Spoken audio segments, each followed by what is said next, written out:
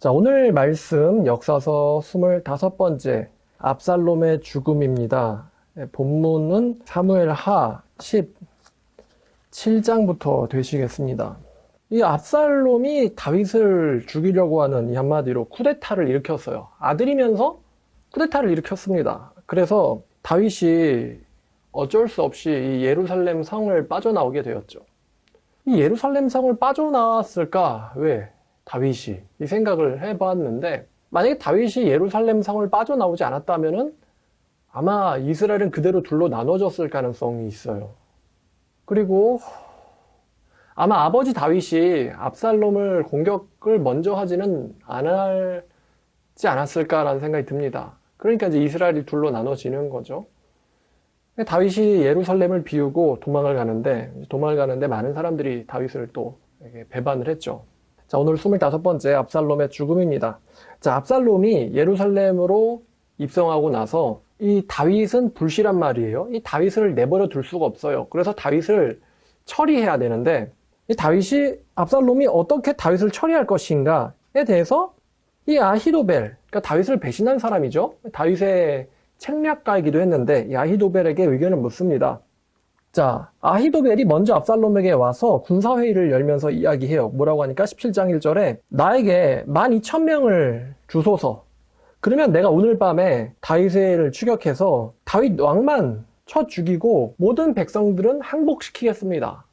그러니까 다윗 왕만 죽으면 당신의 이 이스라엘 통치는 문제 없습니다. 이게 아히도벨의 계획이었어요. 그러니까 신속히 추격을 해서 다윗에게는 시간을 주면 안 된다. 다윗 왕만 죽이면 나머지들은 항복할 것이다. 이게 아히도벨의 계략이었습니다. 4절 보니까 압살롬과 이스라엘 장로들이 다 그 계략을 옳게 여겼다라고 합니다. 근데 이 압살롬은요, 굉장히 신중한 사람이에요. 그래서 혹시 이 아버지의 절친인 후세가 어떤 계략을 펴는지 후세를 불러서 물어봅니다. 그러니까 모든 사람들이 지지하는데 이 후세마저도 지지한다면 이 계획은 완벽하다. 혹시 모를 패배에 대비해서 후세를 불러들여요. 자, 근데 후세가 이 군사회의에 없었던 것을 보면은 압살롬이 후세를 전적으로 신뢰했던 것 같지는 않습니다. 아히도벨과의 군사회의에서 후세는 없었어요. 그래서 후세를 불러들이는데 후세는 또 이렇게 계략을 냅니다. 뭐라고 얘기하냐면은, 자, 7절에 후세가 압살롬에게 이르되 이번에는 아히도벨의 계략이 좋지 않습니다. 8절에 보니까 후세가 말하되 왕도 아시거니와 왕의 아버지와 그의 추종자들은 용사라. 그들은 들에 있는 곰이 새끼를 빼앗긴 것 같이 격분했고 왕의 부친은 전쟁에 익숙한 사람인즉 백성과 함께 자지 아니할 것이며 지금 그가 어느 굴에서나 어느 곳에 숨어 있으리니 혹 무리 중에 몇이 먼저 이제 죽으면 그 소문을 듣는 자가 말하기를 압살롬을 따르는 자 가운데서 패함을 당하였다 할지라. 그리고 또 이야기하는데 비록 그가 사자 같은 마음을 가진 용사의 아들이라 할지라도 낙심하리니 이 이스라엘 무리가 왕의 아버지는 영웅이며 그의 추종자들도 용사인 줄 알미니이다. 이렇게 말합니다. 이게 무슨 말이냐면 당신의 아버지는 역전의 용사다. 그래서 추격이 붙을 거라는 것을 모르지 않을 것이다. 그래서 백성들은 놔두고 자신과 용사들만 따로 매복했을 것이다. 그래서 이 매복한 다윗의 용사들에게 압살롬의 추격군이 혹시나 패하게 된다면은 압살롬이 전쟁에서 졌다라는 소문이 온 이스라엘에게 퍼지게 될 것이다. 그러니까 지금 신속하게 추격군을 보내는 것은 옳지 않다. 이게 후세의 계획이에요. 그러니까 당신 아버지라면 매복쯤은 예상했을걸요? 이거죠. 자, 그러면서 이 후세가 뭐라고 이야기를 하냐면은 지금은 신속하게 추격해야 될 때가 아니라 11절 나는 이렇게 계략을 썼습니다. 온 이스라엘 백성들을 단부터 베엘세바까지 바닷가에 많은 모래같이 당신께로 모으고 친히 전장에 나가시고 우리가 그 만날 만한 곳에서 그를 기습하여 이르기를 이스라엘 땅에 내림같이 우리가 그 위에 덮여 그와 함께 있는 모든 사람을 하나도 남겨두지 말고 또 그가 다윗이 만약에 성에 숨었다면은 온 이스라엘 밧줄을 가져다가 그 성을 아예 강에다 끌어들여서 작은 돌 하나도 남기지 맙시다 라고 이제 계획을 세우는 거예요. 후세 계획은 지금 신속하게 추격해봤자 다윗에게 집니다. 그들은 화가 나 있고 매우 뛰어난 용사들이기 때문이죠. 그러니까 당신이 취할 계략이 이것인데 단부터 브엘세바까지 온 이스라엘에서 대군을 소집해가지고 그 대군을 소집해서 당신이 친히 전장에 나가셔가지고 이 다윗과 함께한 다윗뿐만 아니라 모든 백성들을 전부 다 몰살시켜야지 이제 당신의 왕위가 우뚝 설 것입니다 라고 계략을 세워요. 그러니까 아히도벨은 신속하게 추격군을 보내자. 그다음에 후세는 아니다. 온 대군을 소집해서 정예군으로 가자. 이게 후세의 계획입니다. 자, 압살롬과 온 이스라엘 사람들이 이르되 아렉 사람 후세의 계략이 아히도벨보다 낫다 하니 이는 여호와께서 압살롬에게 화를 내리려 하사 아히도벨의 좋은 계략을 물리치라고 명령하셨습니다. 여기서도 신정론이 나오죠. 왜 이스라엘 백성들과 압살롬이 후세의 계획을 따라갔느냐? 하나님께서 이 명령을 하셨어요. 압살롬에게 화를 내리게 하시려고. 그래서 압살롬과 그와 함께 했던 사람들이 후세의 계략에 넘어가 버립니다. 그럼 지금 후세의 계략은 뭐냐? 이 다윗 이제 도망가고 있죠? 이 다윗군에게 재정비할 수 있는 시간을 벌어주려고 후세는 이렇게 압살롬의 정예군을 지체시킨 거예요. 시간을 벌어주려고. 자, 결국 온 이스라엘이 이 후세의 계획을 지지하자 압살롬도 후세의 계획을 따라가기로 하죠. 또 이때 후세가 사독과 아비아달 두 제사장에게 이르되, 이 사독과 아비아달은 다윗이 남겨놓은 사람이죠. 이르되 압살롬과 이스라엘 장로들이 이러이러한 계획을 세웠고 나도 이러이러한 계획을 세웠으니 너희들은 빨리 사람을 보내 다윗에게 전하기를 오늘 밤에 광야 나루토에 자지 말고 아무쪼록 건너가서 한마디로 재정비하라 이거예요. 그래서 이 사독과 아비아달이 자기의 두 아들 요나단과 아히마스를 보내요. 다윗에게 보내는데, 자 17절, 그때 요나단과 아히마스가 사람이 볼까 두려워하여 감히 성에는 못 들어가고 에느로겔가에 머물고 어떤 여종은 그들에게 나와서 말하고 그들은 가서 다윗 왕에게 알리더니 한 청년이 그들을 보고 압살롬에게 알린지라. 그러니까 이 두 명의 밀정을 압살롬의 부하 중에 한 명이 발견을 합니다. 그래가지고 압살롬의 부하가 이 두 명의 밀정 요나단과 아히마스를 이제 추격을 하는데, 이 두 청년이 18절을 보니까요, 자, 그 두 사람이 빨리 달려서 바울임 어떤 사람의 집으로 들어가서 그의 뜰에 있는 우물 속으로 내려가니 그 집 여인이 덮을 것을 가져다가 우물 아귀를 덮고 찌은 곡식을 그 위에 널매 전혀 알지 못하더라. 이 밀정 두 명이 우물 속으로 숨어요. 그리고 우물을 덮고는 그 위에 곡식을 널어놓으니까 추격하던 사람들이 못 알아챕니다. 그러면서 자, 압살롬의 종들이 그 집에 와서 여인에게 묻되 아히마스와 요나단이 어디 있느냐 하니 여인이 그들에게 이르되 그들이 시내를 건너가더라 하니 그들이 찾아도 만나지 못하고 예루살렘으로 돌아가니라. 당연히 못 찾죠. 우물에 들어갔는데. 그러니까 이렇듯 다윗이 도망을 갔지만 다윗을 지지하는 사람들을 또 이렇게 다윗의 부하들이 만납니다. 그러니까 하나님께서 역사하니까 이 마귀의 방해도 사실은 안 통하는 거예요. 사람이 계획을 세웠지만 하나님께서 다윗을 지켜주시는 거죠. 자, 그래서 이제 다윗이 결국에는 정비를 해요. 자, 23절을 보니까 아히도벨은 자기 계략이 시행되지 못함을 보고 나귀 한 장을 지고 일어나 고향으로 돌아가 자기 집에 이르러 집을 정리하고 스스로 목매어 죽음에 그의 조상의 묘에 장사되니라. 자살해버립니다. 그러니까 뭐냐면은 너무 똑똑해도 문제예요. 아히도벨은 결국에는 다윗 왕에게 재정비할 시간을 주면 압살롬은 반드시 진다라는 거를 내다본 거죠.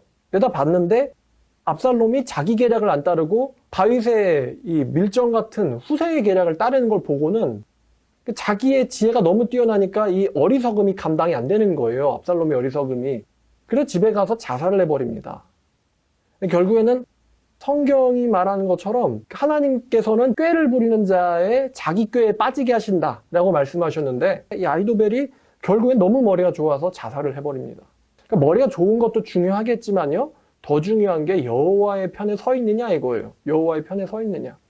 그러니까 아히도벨은요, 줄을 설려는 그런 머리는 있었을지 몰라도 누가 하나님의 기뻐하시는 사람인가, 압살롬인가 다윗인가, 이것을 분별하는 영적인 눈은 없었던 거죠. 이 아히도벨이.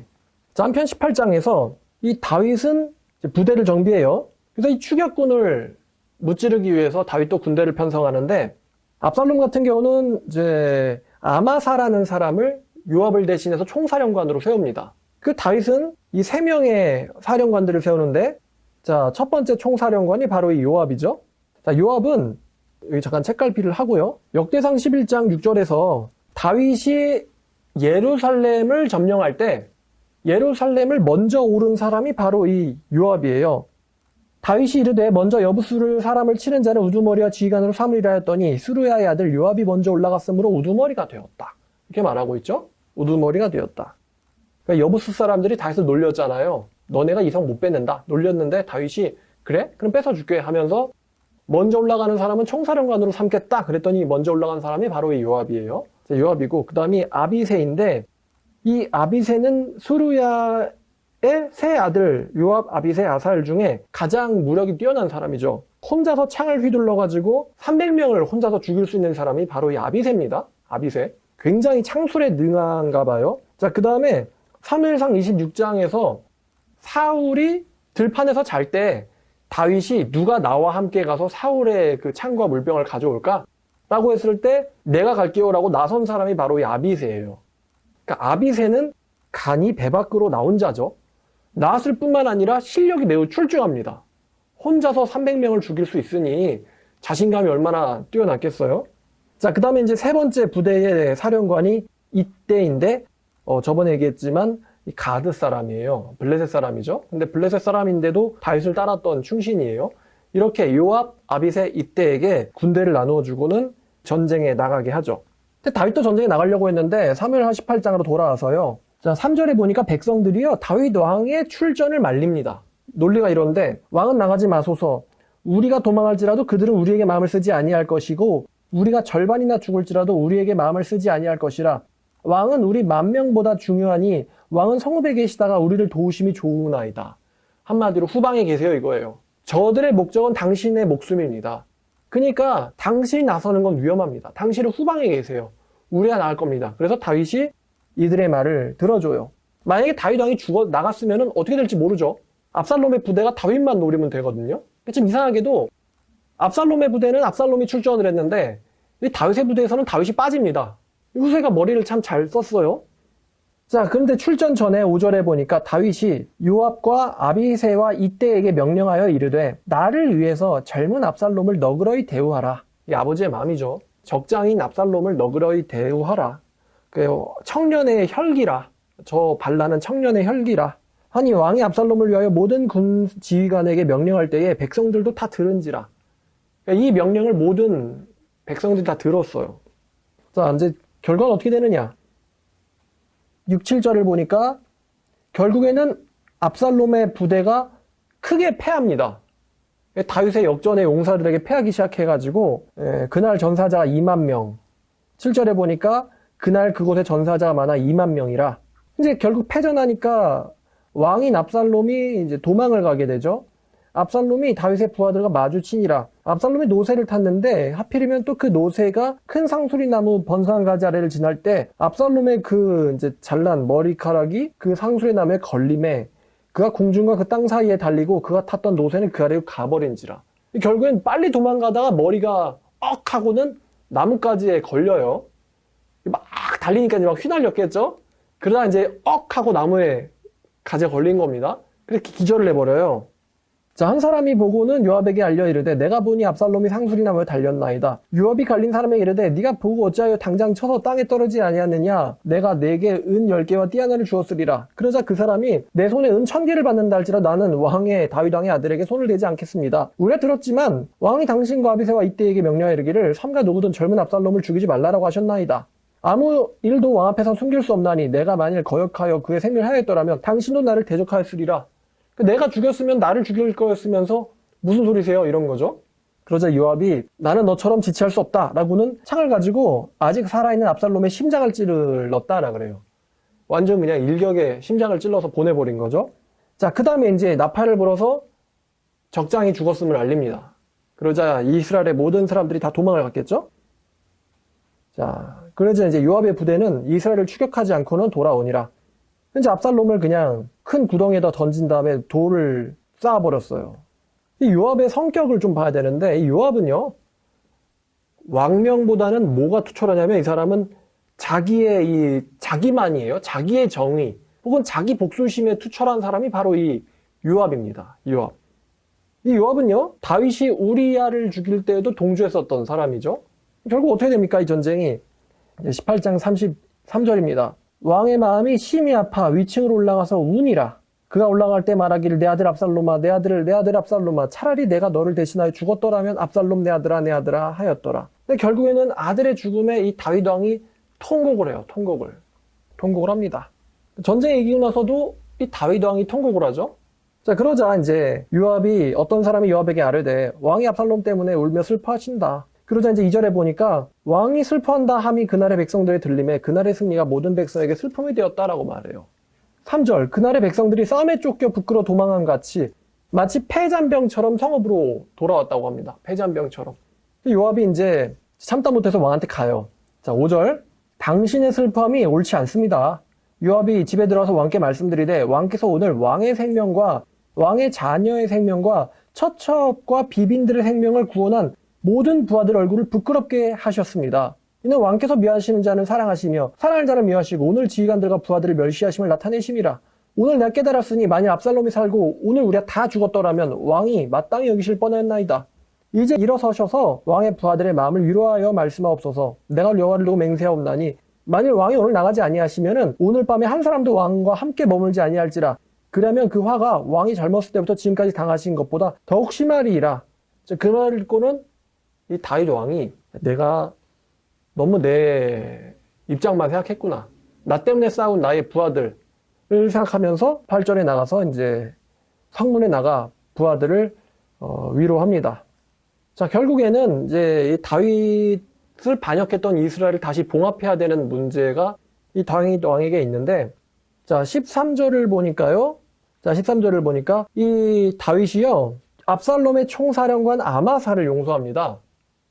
13절에 너희는 또 아마사에게 이르기를 너는 내 고륙이 아니냐.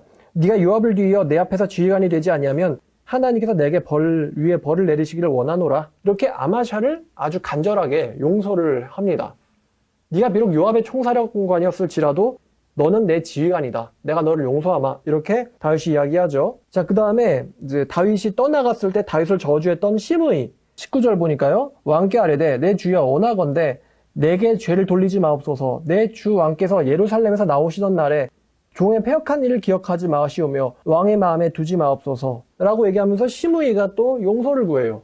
그러자 아비새가 21절에 저자는 죽어야 마땅한 자 아닙니까? 그랬더니 다윗이 22절에 내가 용서하겠다. 그러면서 23절에 네가 죽지 아니하리라 라고 하면서 시므이에게 맹세를 해줍니다. 자, 그다음 이제 위로운 사람이 이제 무비보셋인데, 이제 무비보셋의 종이 무비보셋을 모함을 했잖아요. 근데 다윗이 이제 그 말만 듣고는 무비보셋아 너는 왜 나와 함께 가지 않았니? 라고 얘기하니까 이 내 종이 나를 속이고는 나를 모함했습니다. 나를 마음대로 처분해 주세요라고 무비보셋이 얘기합니다. 그러니까 이제 왕이 이제 29절에 너는 제사를 시바와 밭을 나누라 하니 무비보셋이 내 주 왕께서 평안히 왕궁에 돌아오셨으니 차라리 전부를 갖게 하셔도 상관없습니다.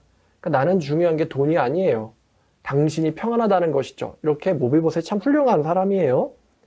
자, 그래 무비보셋. 자, 근데 이제 20장에 가니까 아직도 분쟁이 있어요. 뭐가 있냐면 이 베냐민의 사람 20장 1절 비그리 아들 이 세바라는 사람이 반란을 이어서 일으킵니다. 압살롬에 이어서 반란을 일으켜요. 그러면서 이렇게 말해요. 우리는 다윗과 나눌 분깃이 없으며 이세 아들에게서 받을 유산이 없도다 하면서 온 이스라엘을 선동해가지고 다윗 따르기를 그치게 하고 세바를 따르게 만듭니다. 그러니까 계속 반란이 이어지는 거예요. 압살롬이 죽으니까 이번엔 또 웬 세바라는 사람이. 자, 그래서 온 이스라엘이 선동해가지고 다윗에게 반기를 들었는데 다윗이 즉시 요압과 아비새를 명해가지고 토벌군을 편성해서 보냅니다. 이대로 있으면 지금 나라가 분열되겠다. 그래서 토벌군을 보내요. 근데 이제 이 토벌군이 갔을 때 이 요압 사령관을 맞으러 나온 사람이 다윗에게 용서받은 이 아마사거든요. 근데 9절 10절을 보니까 자, 요압이 아마사에게 이르되 내 형은 평안하냐 하며 오른손으로 아마사의 수염을 잡고 그와 입을 맞추는 척하면서 칼로 그의 배를 찔러 죽여요. 요압이. 와, 진짜 이 사람 무섭죠? 그러니까 왕이 용서했지만 너는 나에게 반기를 들었던 사람이야 하면서 그냥 칼로 그냥 찔러버립니다. 이제 창자가 다 쏟아져 나와가지고 이제 못 살죠 이러면은. 그렇게 죽어요. 그러니까 백성들이 다 이 아마사가 죽은 걸 봐요. 12절에 아마사가 길 가운데 피 속에 놓여 있는지라. 지금 이런 식으로 계속 그 요압은 다윗이 용서한 거를 인정하지 않고는 나한테 반기를 들었었지, 뭐 우리 군에게 반기를 들었었지 하면서 그냥 압살롬이든 아마사든 다 찔러 죽이는 거예요, 요압이. 자, 그래서 이제 이 무시무시한 토벌군이 오니까 세바가 성을 지어요. 그래서 자기를 따르는 사람들이랑 그 성에 들어가 있습니다. 자, 근데 한 지혜로운 여자가 자, 16절 보니까 그 성읍에서 지혜로운 여자 한 명이 자, 요압을 부릅니다. 그래가지고 그 요압이 그 여자에게 가니까, 자, 18절에 여인이 말하여 이르되 옛사람들이 흔히 말하기를 아벨에게 가서 물을 것이라 하면서 그 일을 끝내었나이다. 나는 이스라엘에 화평하고 충성된 자 중 하나이거늘 당신이 어찌하여 이스라엘 가운데 어머니 같은 성을 멸하고자 합니까? 왜 당신이 여호와의 기업을 삼키고자 합니까? 왜 이스라엘 백성들을 토벌하려고 오셨어요? 그러자 요압이 나는 그렇게 삼키려고 온 것이 아니다. 그래서 21절 에브라임 산지 사람 비그리 아들 그의 이름을 세바라 한 자가 손을 들어 왕을 대적하였나니 너희가 그만 내주면 내가 이 성에서 떠나가리라. 자, 그래서 여인이 요압에게 이르되 그의 머리를 성벽에서 당신에게 내어 던지리라 하고는 이에 여인이 그의 지혜를 가지고 모든 백성에게 나아가매. 그러니까 지금 이 세바를 따르던 사람이 반기를 들긴 했는데 이 요압을 포함해서 대부대가 오는 걸 보고는 겁을 먹은 거예요.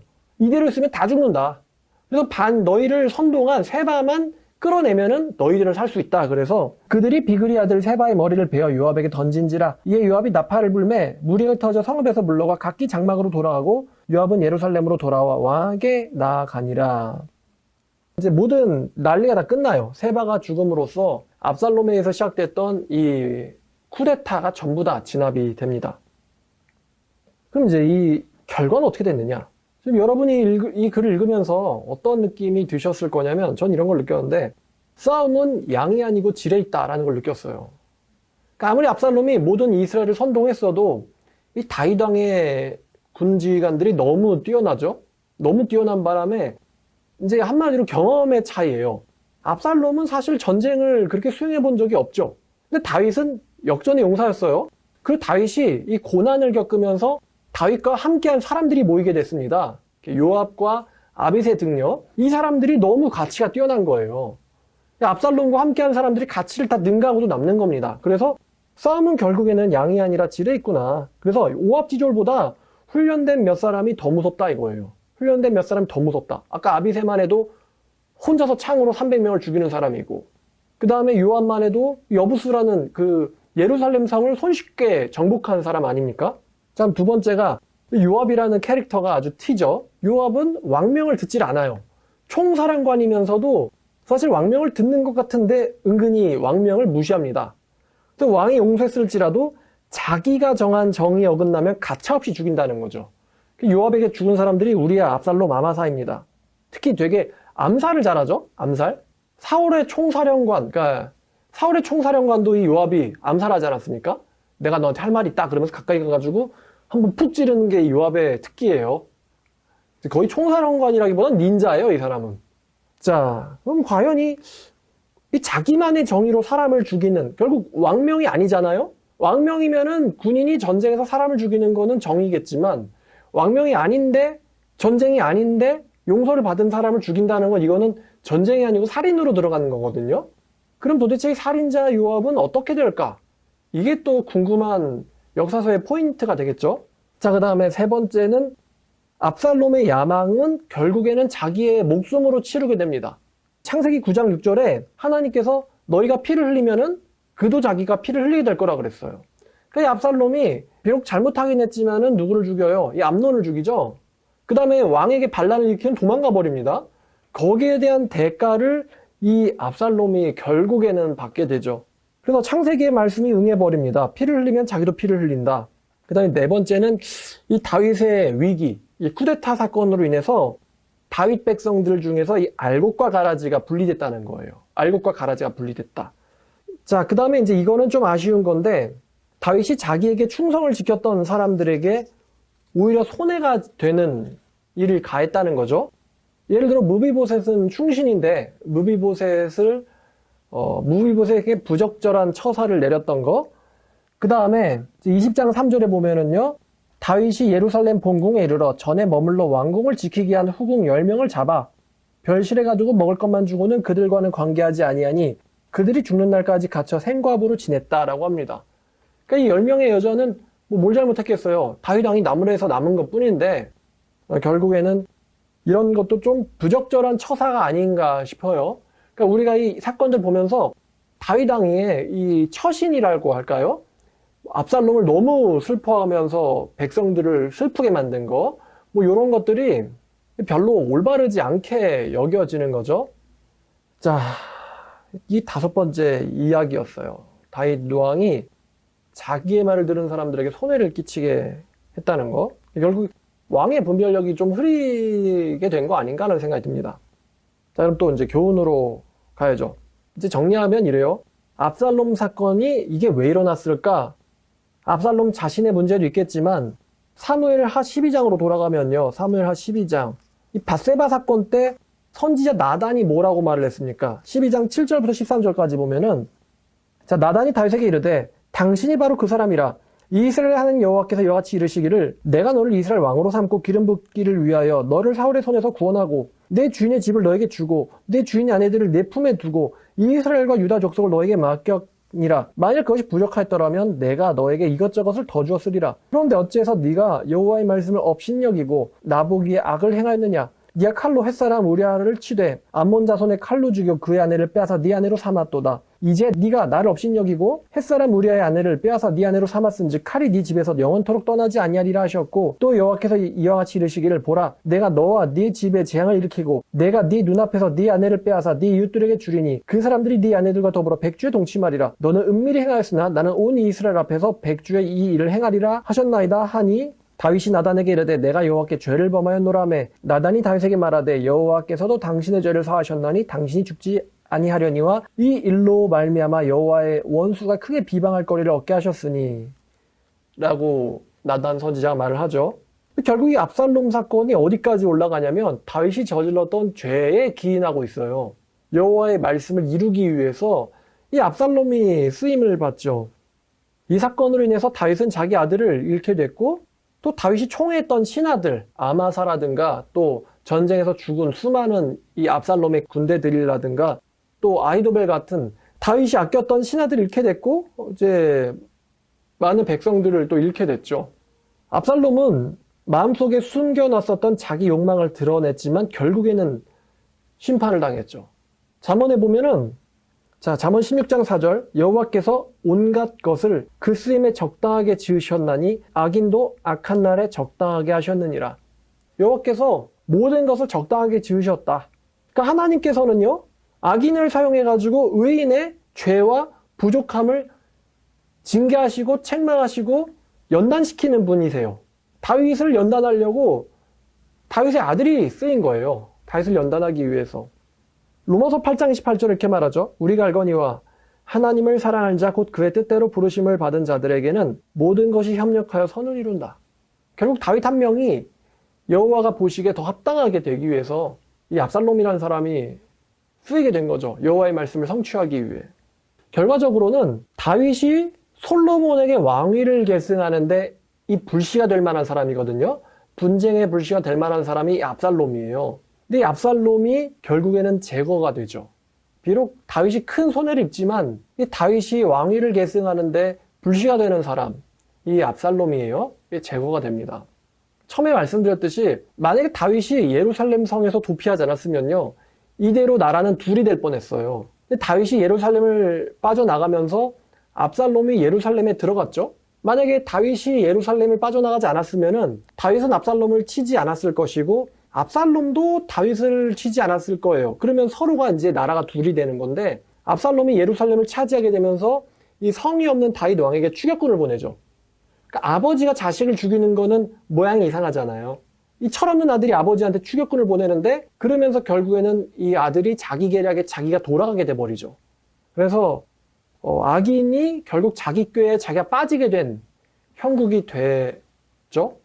오늘 말씀이 하나님께서 어떻게 이 사람들 안에서 사이에서 자기의 계획을 묵묵히 실현시켜 나가시는가, 어떻게 하나님께서 역사를 이어나가시는가, 이것을 우리에게 보여주고 있습니다. 물론 다윗이 아무 죄를 저지르지 않았다면 가장 이상적이었겠지만 하나님께서는 악인을 통해서도 의인을 연단하시고 또 그를 징계하신다라는 것을 오늘 말씀이 잘 보여주고 있어요. 그래서 압살롬의 죽음, 역사서 25번째 시간이었습니다. 오늘 말씀 여기까지 전하겠습니다.